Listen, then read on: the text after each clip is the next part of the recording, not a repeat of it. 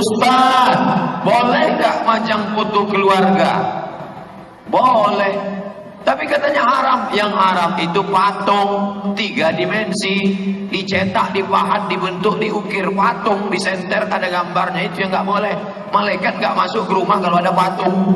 Tapi malaikat yang nggak masuk itu malaikat rahmat, malaikat maut masuk. Foto keluarga, bapaknya sopan, ibunya pakai jilbab. Yang foto keluarga yang belum hijrah dulu jangan dipajang. Bapaknya pakai celana pendek, ibunya pakai baju pendek, you can see. Jangan dipajang di ruang tamu. Nanti temannya lihat, emakmu cantik juga dulu ya. Nah, jadi yang sopan, pakaiannya pakai hijab, bagus, nggak salah. Ustaz, kok lain dipencet lain keluar. Ustaz, apakah ketika i'tidal kita boleh bersedekap atau tidak? Mohon maaf Pak. Sami Allahu liman hamidah. Tiba-tiba dia bersedekap. Sami Allahu liman hamidah. Boleh nggak bersedekap? Boleh. Dalilnya mana?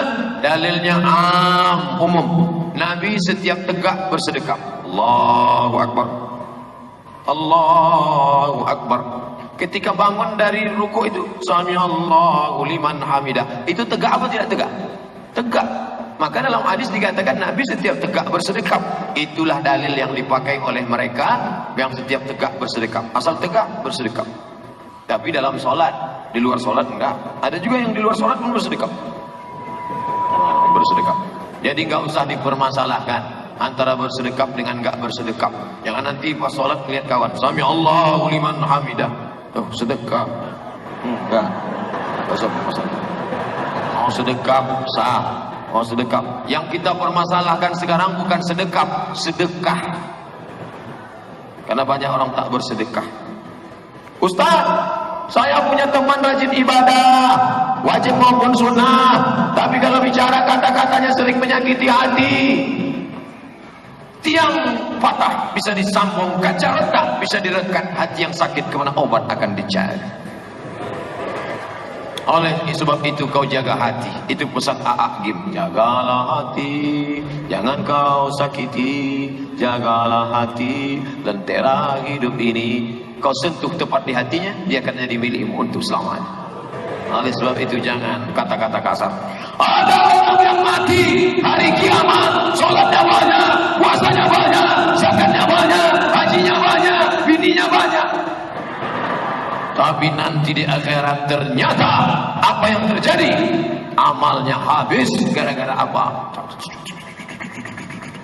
Dia lebih mengerikan daripada peluru dalam game online.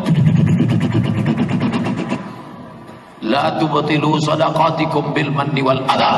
Jangan kau batalkan perbuatan baikmu dengan kata-kata yang kasar, menyinggung perasaan orang. Apakah Bapak Ibu ada menyinggung perasaan, tersinggung gara-gara cakap saya? Ada Pak Ustaz. Ustaz ngomongnya kasar. Maafkan saya. Please forgive me.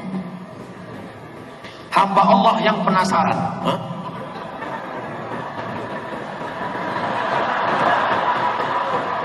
Apakah cadar itu ajaran Islam? Lebih 20 hadis bercerita tentang cadar. Satu lagi bercerita tentang tidak cadar. Ulama yang meyakini cadar wajib diantaranya Syekh Tuikri, Syekh Abdul Aziz bin Baz, Syekh Ibnu Utsaimin. Mereka ulama Saudi Arabia sebagian mengatakan cadar wajib. Sedangkan ulama Mesir, Syekh Muhammad Al-Ghazali, Syekh Yusuf Al-Qardawi mengatakan cadar tidak wajib, hanya dianjurkan. Maka kalau ada anak-anak gadisku yang bercadar, bagus. Dengan bercadar kalian sudah menjaga mata dosen kalian. Karena kalau tidak, dosen itu nulis pun sampai ke bawah. Nah, jadi adik-adik mahasiswa sekalian, ya. Pak miring Pak. Oh, ya. Loh, Ustaz kok tahu? Saya kan dosen. Maka dengan kalian menjaga. Adapun orang yang ngejek-ngejek, kenapa ketika ada perempuan celana pendek kau nggak ngejek? Kenapa ketika ada perempuan celana sempit kau nggak ngejek? Kenapa ketika ada perempuan celana jin kau nggak ngejek? Tapi ketika ada orang pakai cadar kau ejek. Hai ninja, hai zombie.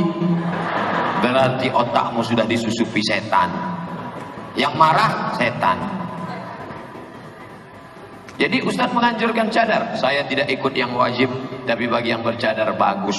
Yang nggak bercadar nggak apa-apa. Tapi bagi yang mewajibkan cadar, dia katakan cadar wajib. Yang nggak bercadar haram. Saya tidak. Assalamualaikum Ustadz. Waalaikumsalam. Apakah jika seorang ibu menzolimi anak sendiri berdosa? Karena yang dia amat benci karena hidupnya susah, sementara anaknya hidupnya berkecukupan, disanjung dan disayang. Oh, ini ibu tidak adil. Fattaqullah, takutlah kamu kepada Allah. Wa'dilu baina auladikum. Bersikap adillah kamu di antara anak-anak kamu. Bahkan kalau anakmu itu autis, anakmu itu perlu perhatian khusus, anakmu yang sekolah di SLB, itu adalah kehendak Allah. Ketika janin berumur 40 hari dalam bentuk air, 40 hari dalam bentuk darah, 40 hari dalam bentuk daging, datang malaikat meniupkan roh. Engkau tidak pernah minta dia jadi anakmu, dia pun tidak pernah minta engkau jadi ibunya. Itu Allah yang memilihkan. Kau yang membenci anakmu, kau yang tak adil pada anakmu karena dia cacat, karena dia miskin, maka engkau sudah menolak takdir Allah Subhanahu wa taala. Rusak akidah. Apakah seorang anak yang benci oleh ibunya, yang tetap menjaga hati ibunya, masih mendapatkan ridho? Ini bukan anak durhaka, tapi ibu durhaka. Si anak tetap mendapat ridho. Ridho Allah fi ridho walidain. Ridho Allah terletak pada ridho orang tua. Orang tua yang bagaimana? Orang tua yang takut kepada Allah Subhanahu wa taala. Adapun orang tua seperti istrinya Lut, seperti istrinya Nuh, perempuan durhaka, maka tak ada surga di tapak kakinya. Maka hai anakku yang kau berbakti, jangan sampai kau takut. Jangan sampai kau takut, karena ibu seperti itu tidak akan memberikan mudarat apa-apa kepadamu.